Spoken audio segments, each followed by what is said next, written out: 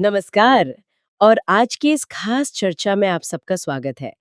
आज हम एक बहुत ही फेमस किताब पर बात करने वाले हैं, रॉबर्ट कियोसाकी की रिच डैड पुअर डैड। ये किताब तो शायद बहुत लोगों ने पढ़ी होगी या कम से कम इसका नाम जरूर सुना होगा। हाँ, तो हमारी आज की बातचीत जो है वो हमें मिली एक डिटेल्ड रिव्यू पर आधारित है। ये रिव्यू किताब के अच्छे पॉइंट्स और जो क्रिटिसिज्म है, मतलब जो आलोचनाएं हैं, दोनों को काफी गहराई से देखता है। बिल्कुल। और ये किताब मतलब 1997 में आई थी और आते ही छा गई थी। पर्सनल फाइनेंस की दुनिया में तो ये एक फिनोमेनॉन बन गई। सालों तक बेस्ट सेलर रही। और इसका जो कॉन्सेप्ट है वो बड़ा इंटरेस्टिंग है ना? दो अलग अलग पिता और पैसे को लेकर उनकी बिल्कुल अलग सोच और सलाह। एक तरफ है पुअर डैड, जो कियोसाकी के अपने पिता थे, पढ़े लिखे, सरकारी नौकरी वाले, पर हमेशा पैसों की किल्लत में। हाँ, और दूसरी तरफ वो बताते हैं रिच डैड के बारे में, जो उनके दोस्त के पिता थे। स्कूल ड्रॉप आउट, लेकिन एक कामयाब बिजनेसमैन और इन्वेस्टर। तो आज हम इसी रिव्यू के सहारे किताब के जो मेन आइडियाज हैं उन्हें समझने की कोशिश करेंगे। रिव्यू के हिसाब से इसकी असली ताकत क्या है और वो कौन सी बातें हैं जिन पर सवाल उठाए गए हैं। मकसद यही है कि सुनने वाले ये समझ पाएं कि किताब का कोर मैसेज क्या है, इसकी लिमिटेशंस क्या है और आज के टाइम में ये कितनी रेलेवेंट है। चलिए फिर शुरू करते हैं इसकी परतें खोलना। हम्म। तो सबसे पहला और शायद सबसे इम्पैक्टफुल आइडिया जो रिव्यू भी हाईलाइट करता है वो है फाइनेंशियल एजुकेशन की जरूरत, मतलब पैसे की समझ। रिव्यू कहता है कि हमारे स्कूल कॉलेज हमें एकेडमिक्स तो पढ़ाते हैं, नौकरी के लिए स्किल्स भी देते हैं, पर पैसा काम कैसे करता है ये अक्सर नहीं सिखाते। फाइनेंशियल लिटरेसी मिसिंग है। सही कहा। मतलब वो एक तरह से कहते हैं ना कि रिव्यू में भी एक लाइन है शायद कि सिर्फ पैसे के लिए काम करना जानना काफी नहीं है। हाँ बिल्कुल। लाइन कुछ ऐसी है कि पैसे के लिए केवल काम करने से ज्यादा मूल्यवान ये जानना है कि पैसा कैसे काम करता है। और ये सोचने वाली बात है, क्या हमारी फॉर्मल एजुकेशन हमें असली दुनिया के लिए तैयार करती है या सिर्फ एक अच्छा एम्प्लॉय बनाती है? Exactly exactly। और इसी फाइनेंशियल समझ का एक बहुत ही आप कह सकते हैं कोर और शायद सबसे ज्यादा कंट्रोवर्शियल हिस्सा है कियोसाकी का एसेट्स और लाइबिलिटीज का कॉन्सेप्ट, संपत्ति और देनदारी। हम्म। ये जो ट्रेडिशनल अकाउंटिंग डेफिनेशन है ना, उससे काफी अलग है। हाँ, वो कैसे, थोड़ा समझाएंगे? कियोसाकी बहुत सिंपल रखते हैं। वो कहते हैं एसेट वो है जो आपकी जेब में पैसा डाले, जैसे कोई इन्वेस्टमेंट जिससे डिविडेंड या इंटरेस्ट आ रहा हो, या कोई प्रॉपर्टी जिससे किराया आ रहा हो। और लायबिलिटी वो है जो आपकी जेब से पैसा निकाले, जैसे कार लोन, क्रेडिट कार्ड का बिल या महंगा फोन जिसकी ईएमआई जारी हो। अच्छा। और यहाँ पे वो सबसे बड़ा झटका देते हैं। वो कहते हैं कि आपका अपना घर जिसमें आप रह रहे हैं और जिस पर लोन चल रहा है, वो भी एक लायबिलिटी है, एसेट नहीं। क्योंकि वो आपकी जेब से हर महीने पैसा निकाल रहा है, लोन, मेंटेनेंस, टैक्स के रूप में, जब तक कि आप उससे कमा ना रहे हो, जैसे किराए पर देके। ओ, ये तो मतलब हमारी जो पारंपरिक सोच है कि घर सबसे बड़ा एसेट है, उसको सीधा चैलेंज करता है। लेकिन रिव्यू इस पर कुछ कहता है? मतलब क्या ये परिभाषा थोड़ी ज्यादा ही सरल नहीं है? हाँ, रिव्यू ये मानता है कि अकादमिक तौर पर यह परिभाषा शायद सही ना हो। फाइनेंस के एक्सपर्ट्स इसे क्रिटिसाइज कर सकते हैं। लेकिन रिव्यू ये भी कहता है कि इसकी असली पावर इसकी सिंप्लिसिटी में ही है। ये एक आम आदमी को, जिससे फाइनेंस की भारी भरकम बातें समझ नहीं आती, पहली बार सोचने पर मजबूर करती है कि भाई मेरा पैसा जा कहाँ रहा है। क्या मैं ऐसी चीजें जमा कर रहा हूं जो आगे पैसा कमाएंगी, या सिर्फ मेरे खर्चे बढ़ाएंगी। हम्म। कियोसाकी का वो फेमस कोड का ना, अमीर लोग संपत्ति खरीदते हैं, गरीब और मध्यम वर्ग के लोग देनदारियां खरीदते हैं, जिन्हें वे संपत्ति समझते हैं। रिव्यू के मुताबिक भले ये ओवर सिंप्लीफाइड लगे, पर ये एक लाइन लोगों को अपने खर्चे और इन्वेस्टमेंट्स को एकदम नए तरीके से देखने पर मजबूर कर देती है। और इसी सोच से जुड़ा है वो रैट रेस वाला कॉन्सेप्ट, चूहा दौड़। किताब बताती है कि कैसे ज्यादातर लोग एक अंधीन चक्कर में फंसे हैं। सैलरी आती है, बिल भरते हैं, खर्चे करते हैं, पैसा खत्म। फिर अगली सैलरी का इंतजार, मेहनत करते हैं, प्रमोशन मिलता है, सैलरी बढ़ती है तो खर्चे और टैक्स भी बढ़ जाते हैं। नतीजा, वो बस भागते रहते हैं, पहुंचते कहीं नहीं। बिल्कुल जाना पहचाना लगता है ये तो। हाँ, तो कियोसाकी का सल्यूशन क्या है? इस रेस से बाहर निकलो। और रिव्यू के अनुसार किताब का मेन मैसेज यही है कि बाहर निकलने का तरीका है पैसे के लिए खटना बंद करो और पैसे को अपने लिए काम पर लगाना सीखो।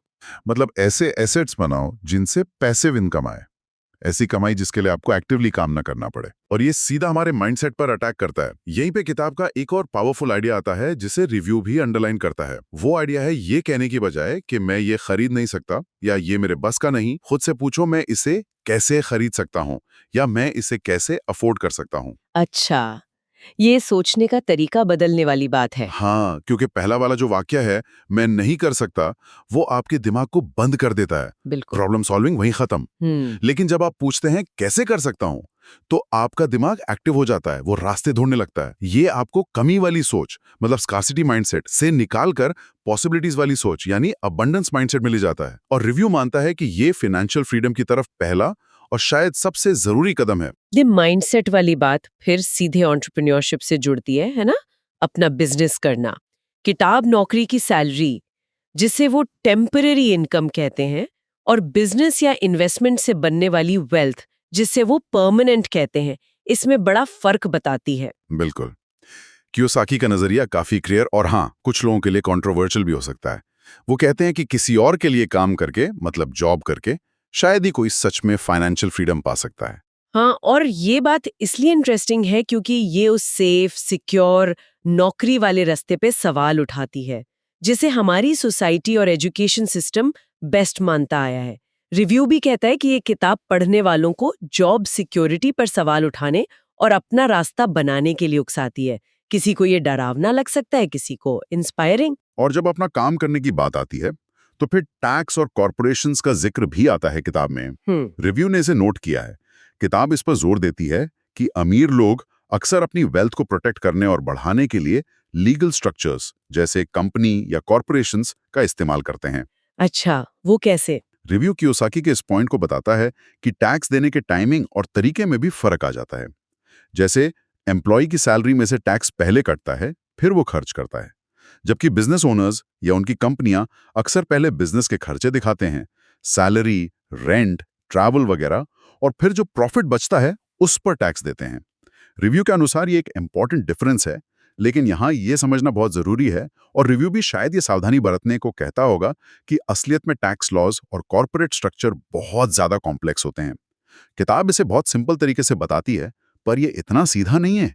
इसके लिए एक्सपर्ट एडवाइस जरूरी है। ये बात ध्यान रखने वाली है। अच्छा, एक और इंटरेस्टिंग प्रिंसिपल है किताब का, कमाने के लिए नहीं, सीखने के लिए काम करो।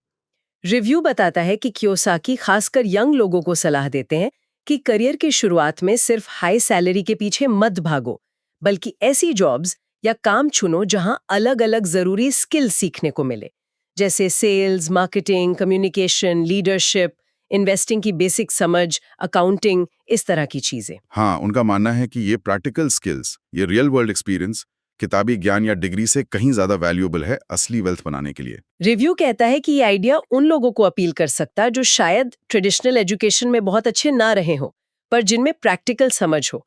लेकिन रिव्यू एक वाजिब सवाल भी उठाता है। आज के जमाने में जहां स्टूडेंट लोन्स इतने ज्यादा हैं, क्या यंग लोग सच में कम सैलरी पर सिर्फ सीखने के लिए काम करने का रिस्क ले सकते हैं? ये एक प्रैक्टिकल चैलेंज है।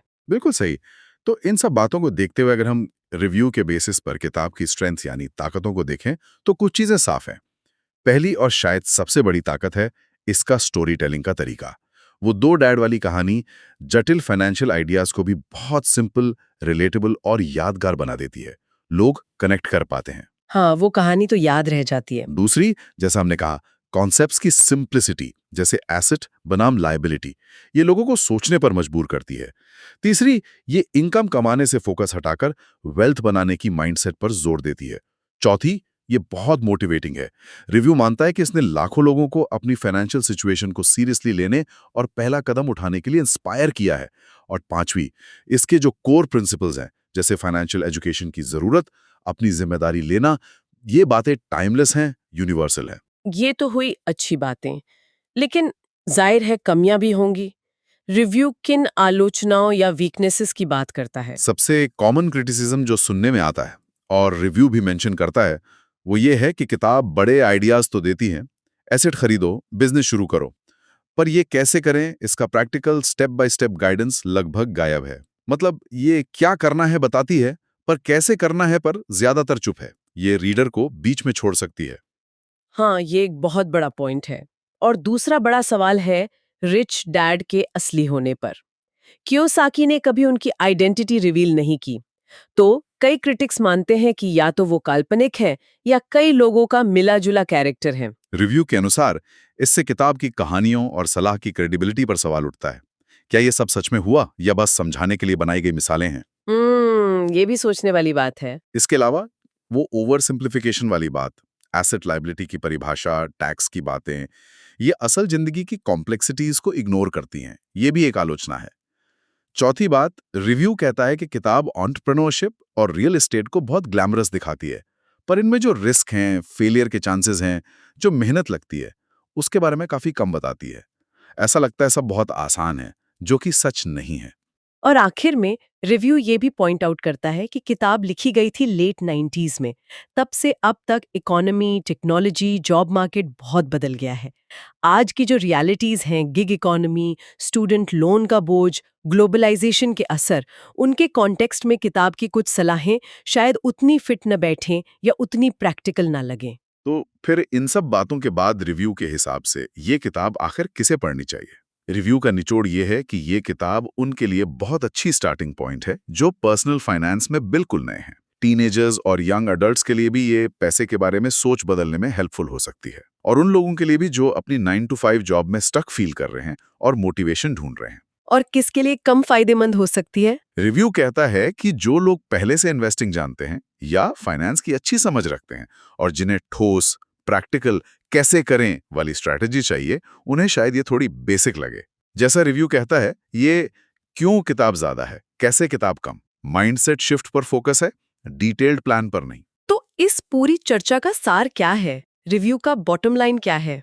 निचोड़ यही है कि rich dad poor dad basically एक माइंडसेट बदलने वाली किताब है, आंखें खोलने वाली। ये पैसे, काम, एजुकेशन, रिस्क लेने के बारे में हमारी जो पारंपरिक सोच है उसको चैलेंज करती है।